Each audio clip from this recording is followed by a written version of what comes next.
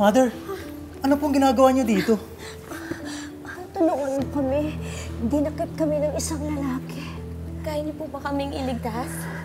Sa totoo lang, Mother, isa po akong superhero. Superhero? Ibig sabihin may kapangyarihan ka? Ganun na nga po.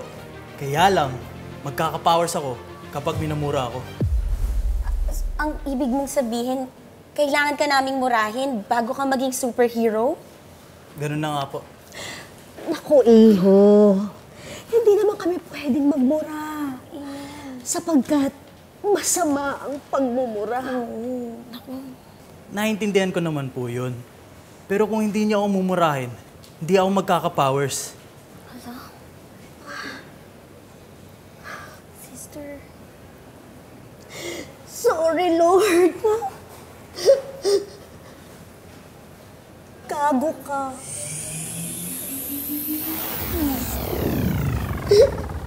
Oh, minura na kita eh. Bakit hindi ka pa rin nagtatransform? Baka hindi po masyadong malutong yung salitang gago. Baka kailangan pong mas malutong yung mura. Eh, napaka-arte pala nung to eh. Parang... Oh, ano pang ginagawa mo dyan? Tulungan mo na kami! Ay! Ako, si Kapitan Namo, ang tagapagligtas sa mga ng nilalang sa ng mundong ito. Ganun ha?